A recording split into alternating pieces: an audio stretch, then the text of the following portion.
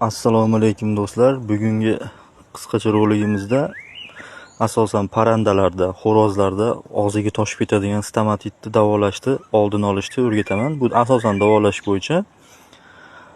Stomatit deb ko'pchilik aytadi. O'zi stomatit keyin shu og'iz bo'shlig'idagi mikroblarning ko'payib ketishidan bo'ladigan shu tildagi, og'iz bo'shlig'idagi, tomoq atrofidagi yaralar, toshmalar, shunga o'xshagan narsalar umumiy tushuntiraman, sodda qilib. Shuni davolashni ko'rsataman.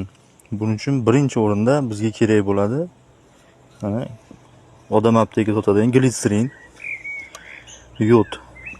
Keyin yana bir narsani aytib o'tay, tripxapol tabletka, ya'ni tarkibida metronidazol bo'lgan. Agar uni topa olmasanglar, mana bu mazdan ham bo'ladi. Og'ziga, insonlarda og'ziga surkadigan, tishiga surkadigan. Tarkibida metronidazol bor. Yo bo'lmasa tripxapol tabletka, shu metronidazol tabletkaning ostidan bo'ladi. Buning uchun kichkina biroz idish olasizlar.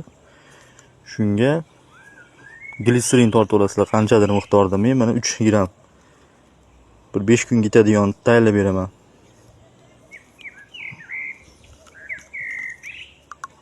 Ha. 3 gram glitseringa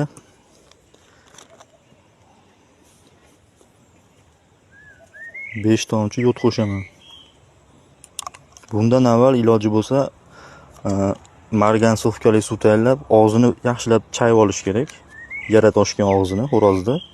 Men hozir xo'rozni o'zini olib ko'rsatib bermoqchi edim. Prosta Instagram yoki TikTokga qo'ysam bu videoda blok berib yuboradi. Xo'rozni qiynab og'zini ochib dori qo'yadigan bo'lsam, shuning uchun xo'rozsiz tushuntiryapman. Tushunasizlar degan umiddaman. Mana 5 tomchi qo'shdim. 5 tomchi ozroq ko'payib ketdi. Lekin sizlar ko'p qo'shmaysizlar. Chunki og'izda yarani kuydirib qo'yishi mumkin bu.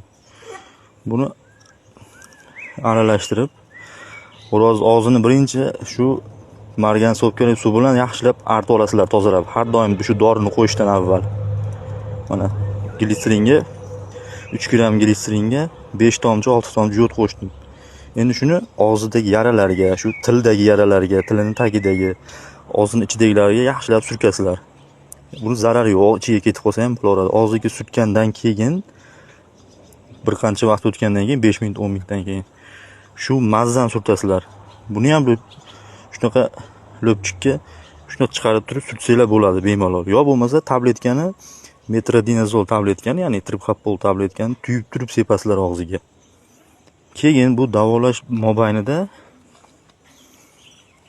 multivit vitamin qilishlar kerak.